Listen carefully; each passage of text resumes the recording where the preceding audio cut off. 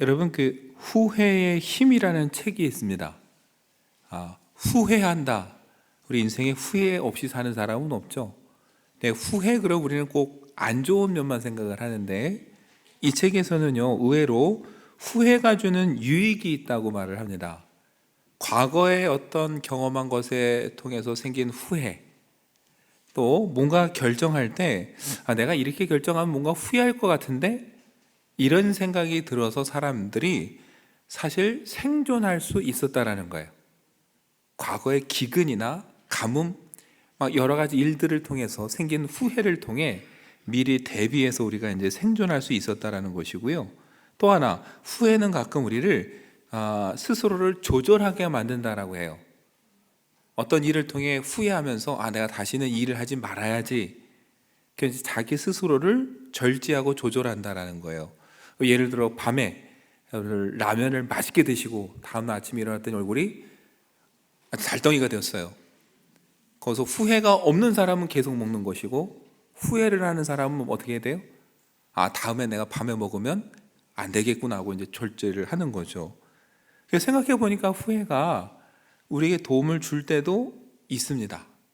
그래서 이 책의 저자는 그렇게 얘기를 해요. 이런 후회를 우리에게 유익을 주는 생산적인 후회다. 근데 생산적인 후회는 문제가 없어요. 근데 뭐가 문제냐면은 도움이 전혀 안 되는 비생산적인 후회가 문제라는 거예요. 그러니까 비생산적인 후회가 뭐냐? 이미 되돌릴 수 없는 일에만 계속 몰두해서 자기 자신을 책망하고 비판하는 거예요. 이런 일 생길 줄을 미처 몰랐어. 왜 그걸 미리 대비하지 못했을까? 하면서 자기를 자꾸 비판하고, 또 하나, 뭔가 놓쳤어요. 그 기회를 놓쳤어요. 그게 다시는 안 올 것 같이 생각하면서 내 일생에 절대적인 기회를 놓쳤어. 나는 이제 끝났어 라고 자꾸 자기를 책망하는 거. 어느 정도 나름 결과를 얻었는데도 불구하고 애초에 그 기준을 너무 높이 잡아서 스스로 책망하면서 이건 아무 소용없어. 결국 이거밖에 못했어 라고 하면서 끊임없이 자기를 비판하는, 여러분 이 비생산적인 후회는 전혀 도움이 안 된다라는 거예요. 그렇게 하면 어때요? 오히려 우리 삶이 점점 무기력해진다라는 거예요. 나는 어쩔 수 없구나. 나는 이제 다시 기회가 없겠구나. 나에겐 소망이 없구나 하면서 삶이 점점 무기력해지고 그 다음에 삶이 점점 침체된다라는 거죠. 여러분 신앙생활도 마찬가지입니다. 우리 실수하고 넘어지죠. 그걸 통해서 배우면 그건 유익해지는 거예요. 그런데 이미 지나간 일을 계속 집착하면서 그래서 나는 안 돼. 그러니까 나는 이제 더 이상 기회가 없어. 이렇게 스스로 자꾸 생각하면은 영적으로도 무기력해지고 영적인 침체에 빠지게 되는 거예요. 아무것도 할 수 없게 되는 거죠. 여러분 오늘 모세의 모습이 그렇습니다. 하나님께서 모세를 불붙은 떨기나무 가운데 만나셨고 부르셨어요. 그 이집트로 가라 말씀하셨는데 모세는 가지를 않습니다. 왜 그럴까요, 여러분?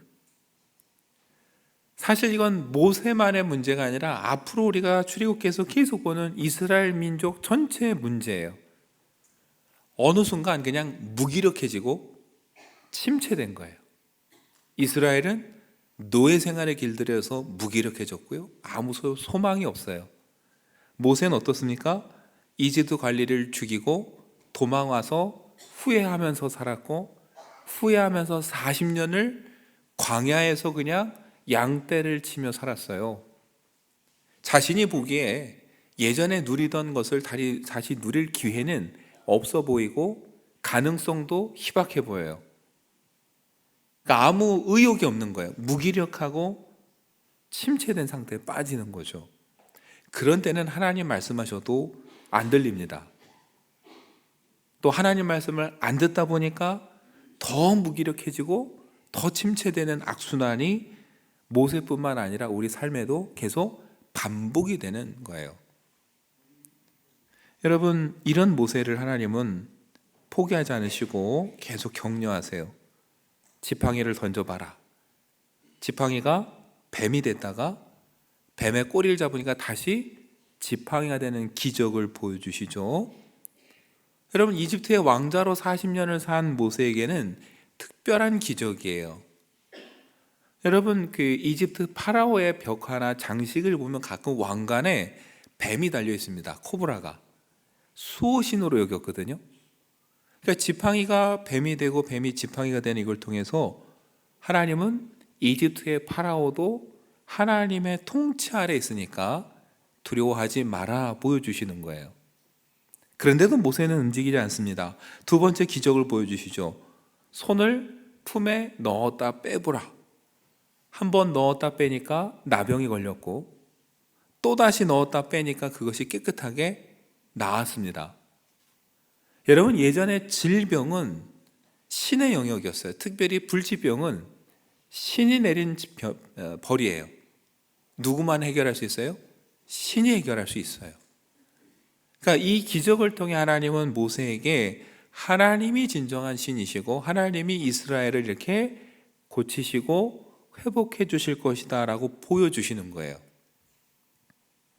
그러니까 하나님 그러고 말씀하세요. 이 두 기적을 보여줘도 사람들이 믿지 못한다면, 너도 믿음이 서지 않는다면은 또 다른 기적을 한번 행해봐라. 나일강에 물을 떠다가 땅에 부으면 피가 될 것이다 얘기하시는 거예요. 여러분, 나일강은 이집트에게서 아주 중요한 겁니다. 생명의 근원이에요. 풍요의 상징이에요. 그러니까 이집트 사람들은 나일을 숭배했습니다.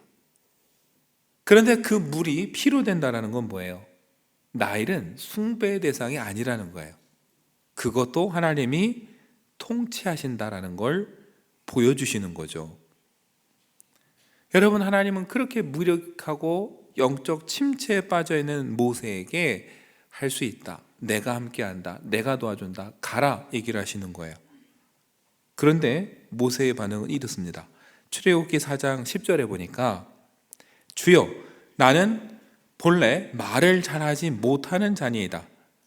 주께서 주의 종에게 명령하신 후에도 역시 그러하니 나는 입이 뻣뻣하고 혀가 둔한 자니이다. 하나님, 저는 말주변이 없습니다. 진짜 말을 못하는 건지 바로 앞에 서서 말할 자신이 없다는 건지 해석은 분분해요. 그럼 어찌됐건 자신이 없어요. 하나님이 말씀하시는 지금도 마찬가지입니다. 저는 입이 뻣뻣하고 혀가 둔한 사람입니다. 이렇게 얘기를 하죠. 근데 여러분, 사도행전 7장 22절에 보면 다른 평가를 성경은 하고 있어요. 모세가 애굽 사람의 모든 지혜를 배워 그의 말과 하는 일들이 능하더라 그랬어요. 그러니까 또 다른 성경에서 모세는 지혜와 말에 능했다 그러거든요. 그러니까 유태인 랍비들은 다양한 해석을 내놓습니다. 근데 분명한 건 그가 실제로 말을 잘했느냐 못했느냐 보다도 이미 그 자신이 어떻게 돼요? 나는 할 수 없다고 포기한 거예요. 무기력해지고 영적 침체에 빠진 거예요. 그래서 하나님이 아무리 격려하고 할 수 있다고 가라고 해도 저는 안 됩니다 라고 얘기를 하는 거죠. 조엘 비키라는 분이 자신의 책에서 이렇게 얘기를 했어요. 한마디로 영적 침체는 하나님의 말씀과 하나님의 길에서 이탈하는 것을 뜻합니다. 영적 침체는 끔찍할 정도로 흔히 발생하는 죄입니다.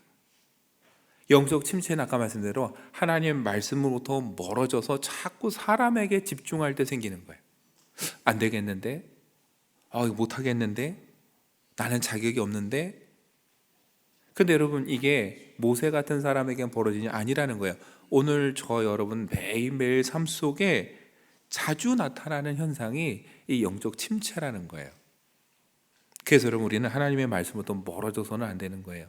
사람에게 집중해서 안 되는 거고 하나님께 집중해야 되는 거죠. 근데 여러분, 모세가 지금 그게 안 돼요. 4장 1절을 보면 이렇게 말합니다. 그들이 나를 믿지 아니하며 내 말을 듣지 아니하고 이르기를 여호와께서 내게 나타나지 아니하셨다 하리이다. 여러분, 한글 성경은 좀 모호한 면이 있는데 원어의 의미는 아주 단호한 거예요. 하나님, 사람들은 저를 절대 믿지 않을 겁니다 라고 얘기를 하는 거예요. 그래서 하나님께서 저를 보내지 않았다라고 말할 겁니다. 단호하게 얘기를 하는 거예요. 그러니까 모세는 이미 어떻게 해요? 딱 답을 내렸어요. 사람들 절대 저 안 믿습니다. 제가 가서 아무리 해도 사람들은 하나님께서 저를 보냈다고 안 믿을 겁니다 라고 딱 이미 결론을 내린 거예요. 그러니까 하나님이 아무리 얘기를 하셔도 그 소리가 귀에 안 들려요. 여러분, 이게 우리의 모습이기도 해요. 우리는 사람들한테 다 신경 씁니다. 사람들이 내 말을 안 믿어주면 어떡하지? 사람들이 내 말에 동의를 안 해주면 어떡하지? 온통 그 걱정이에요. 근데 진짜 문제는 뭘까요? 그러는 우리가 하나님의 말씀을 믿지 않는다라는 거예요. 사람들이 내 말을 믿지 않으면 어떡하지는 걱정하는데 정작 우리 자신이 하나님의 말씀은 믿지 못하고 신뢰하지 못한다라는 것. 여러분과 제가 하나님의 말씀을 신뢰하지 못한다면 우린 늘 불안할 수밖에 없고요. 사람에게 집중할 수밖에 없고요. 그러면은 이건 안 돼 라고 해서 이미 결론을 내리고 무기력해지고 영적으로 침체될 수밖에 없어요. 여러분, 이런 모세를 향해 하나님이 말씀하세요. 출애굽기 4장 11절에 누가 사람의 입을 지었느냐? 누가 말 못하는 자나 못 듣는 자나 눈 밝은 자나 맹인이 되게 하였느냐? 나 여호와가 아니냐? 이제 가라. 내가 네 입과 함께 있어서 할 말을 가르치리라. 하나님께서 내가 다 안다. 그래서 내가 너와 함께하고 네가 할 말을 알려줄 테니까 더 이상 핑계대지 말고 가라, 그거예요.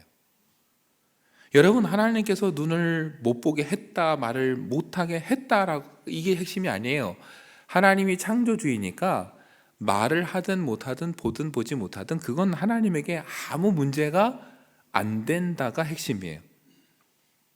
하나님은 이렇게 인내를 가지고 모세를 계속 격려해 주세요.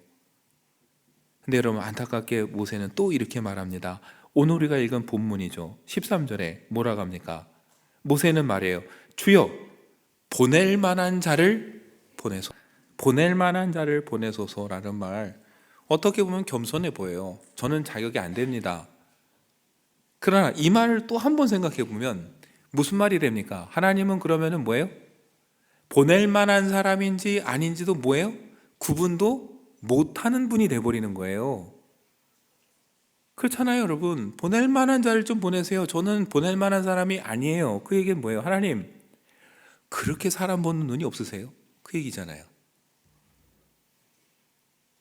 네, 우리 자신에게도 그렇게 말할 때지만 다른 사람을 보면서도 우리 그런 얘기 할 때 있어요. 하나님, 그 하고 많은 사람 중에 왜 하필 저 사람입니까? 사람 보는 눈 그렇게 없으세요? 사실 우리 밑바닥에 깔려있는 마음은 그 마음이잖아요. 겸손을 가장한 뭐예요? 교만이에요. 하나님 참 사람 보는 눈도 없으셔. 될 만한 사람을 좀 보내세요. 여러분, 이 모든 문제가 어디 있어요? 하나님이 아니라 사람에게 자꾸 집중하다 보니까 미리 답을 내리는 거예요. 저 사람은 내 말 안 들을 거고, 이건 해도 소용없을 거고, 나는 이걸 바꿀 능력이 없고, 그래, 다 안 되겠어. 그렇게 무기력해지고 침체에 빠지면 여러분, 결국 마지막에 우리는요, 아무 기대도 없고 소망도 없는 삶이 돼요. 모세가 딱 그런 모습 아닐까요? 40년 양떼를 치면서 아무 기대 없어요. 내가 내 인생에 무슨 변화가 이제 오겠냐? 나이 80에 그냥 양떼 치면서 조용히 살다가 그냥 죽는 거지.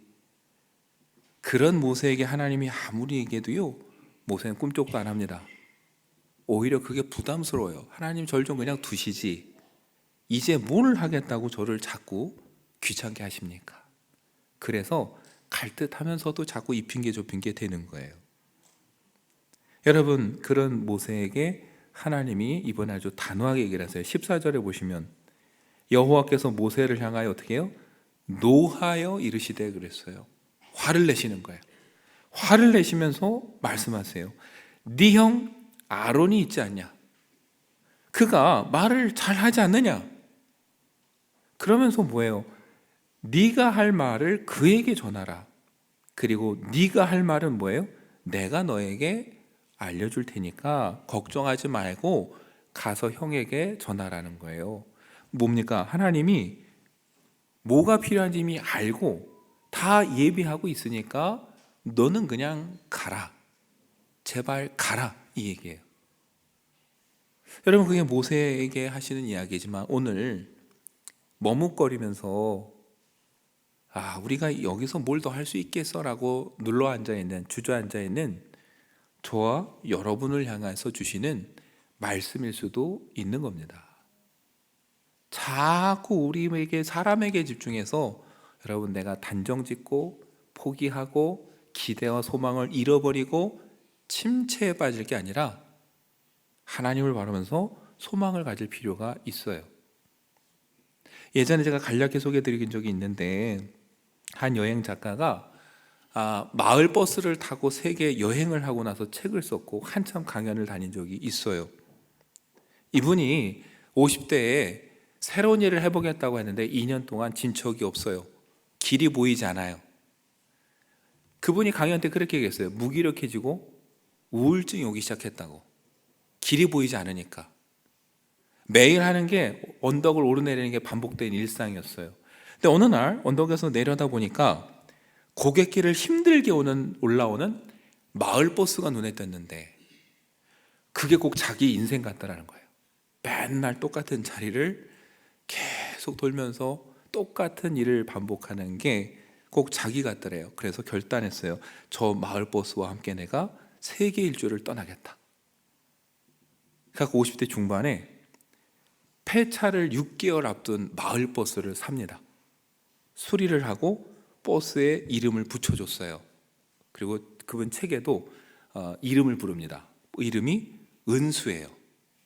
왜 은수인가 봤더니 그 마을 버스가 은수교통이어갖고